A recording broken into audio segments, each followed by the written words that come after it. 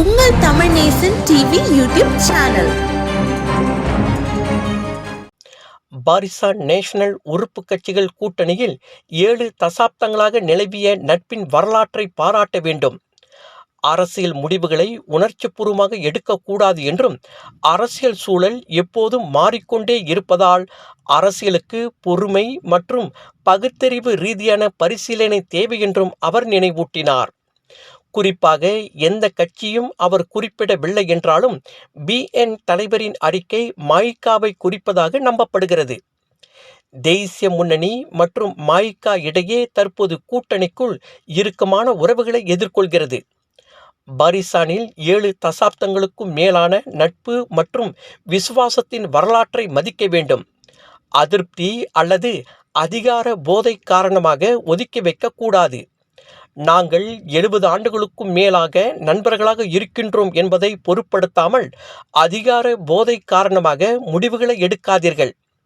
சில கட்சிகள் கயிறு இல்லாமல் தொங்கும் நிலைக்கு தள்ளப்படுமோ என்று நான் கவலைப்படுகிறேன் என்று செமினி ஏக்கோ வேர்ல்டு மாநாட்டு மண்டபத்தில் IPF கட்சியின் 33வது தேசிய பேராளர் மாநாட்டை அதிகாரப்பூர்வமாக தொடக்கி வைத்து உரையாற்றிய போது தேசிய முன்னணி தலைவரும் துணை பிரதமருமான டத்தோஸ்ரீ அகமட் ஜகிட் அமிடி அதிரடியாக கூறினார். இதற்கிடையில் செய்தியாளர் சந்திப்பின் போது மாயிகா BNஐ விட்டு வெளியேறுவதற்கான ஏதேனும் தீர்மானத்தை அனுப்பி உள்ளதா என்று கேட்டபோது, நான் எந்த தீர்மானத்தையும் கடிதத்தையும் பார்க்கவில்லை. நிச்சயமாக நாங்கள் எந்த முடிவும் எடுக்கவில்லை. ஆனால் அவர்களால் ஒரு முடிவை எடுக்க முடியாவிட்டால் நாங்கள் ஒரு முடிவை எடுப்போம் என்றார். IPF கட்சி தேசிய முன்னணியில் இணையும் காலம் விரைவில் உள்ளது என்றும் அவர் தெரிவித்தார். தேசிய முன்னணிக்கு IPF முழு விசுவாசமாக இருக்கிறது. மேலும் தேசிய முன்னணியில் இணைய IPF கட்சி 35 ஆண்டுகளாக போராடி வருகிறது. தேசிய முன்னணி நண்பராக இருக்கும் IPF கட்சியை ஒரு உறுப்பு கட்சியாக இணைத்துக் கொள்ளுங்கள் என்று தேசிய பேராளர் மாநாட்டில் உரையாற்றிய போது டத்தோ லோகநாதன் கோரிக்கையை முன்வைத்தார். Membolehkan kita bertahan dan menjadi salah satu parti yang dominan di kalangan masyarakat India. Dato' Seri, banyak perkara dan isu telah dipertengahkan dalam mesyuarat bahagian dan perhimpunan negeri. Sebagai Presiden, saya perlu mendengarkan juga kepada yang amat berhormat. Antaranya para perwakilan berpendapat Barisan Nasional perlu menimbangkan semasak-masaknya, biar cukup masak ya, semasak-masaknya dan sehalus-halusnya permohonan parti IPF untuk diterima sebagai parti komponen Barisan Nasional. Kita adalah hasrat.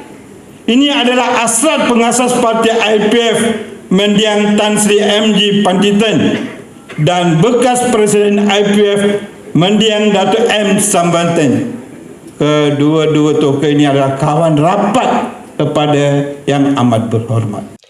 இதற்கு பதிலளித்து பேசிய Datuk Seri Ahmad ஜகிட் அமிடி, 35 ஆண்டுகள் காத்திருந்தீர்கள், இன்னும் கொஞ்ச நாள் பொறுங்கள். தேசிய முன்னணியில் IPF, கிம்மா, மக்கள் சக்தி போன்ற கட்சிகள் இணையும் காலம் விரைவில் உள்ளது என்று பலத்த கரவொலிக்கிடையே அவர் அறிவித்தார் என்பது குறிப்பிடத்தக்கது.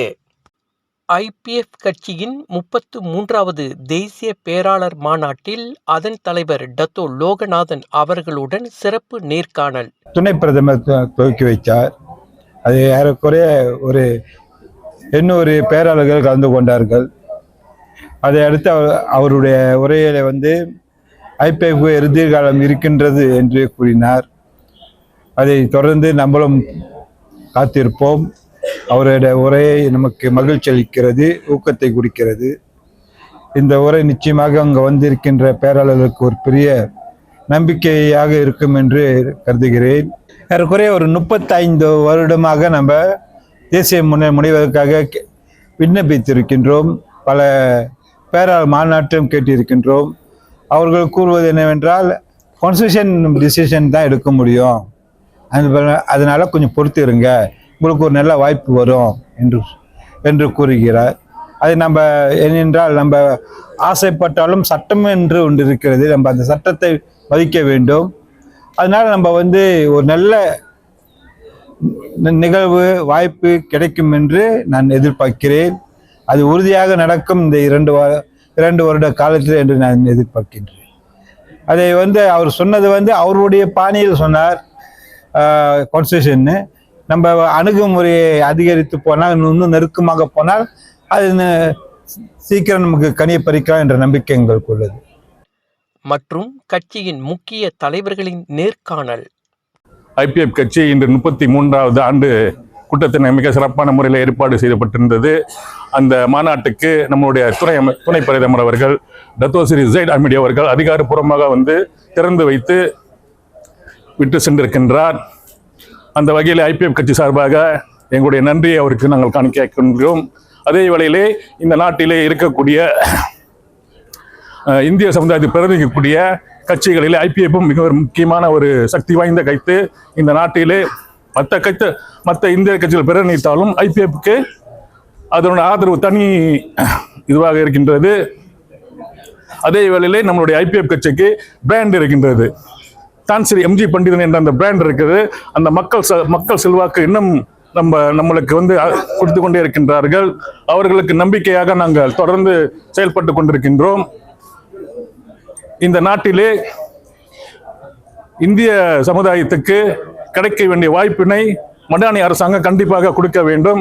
அதே வேளையிலே ஐபிஎஃப் கட்சிக்கு கிடைக்கக்கூடிய அந்த சலுகைகள், நாங்கள் கேட்கக்கூடிய அந்த கோரிக்கைகள் எந்த மற்ற கட்சிகள் தடுத்தாலும் பாரிசால் நேஷனல் இணைவதற்கு மாண்புமிகு துணை அமைச்சர் டத்தோஸ்ரீ அமர் ஜைடி அவர்கள் எங்களுக்கு வாய்ப்பினை வழங்க வேண்டும் என்று இந்த வேளையிலே நான் கேட்டுக்கொள்கின்றேன்.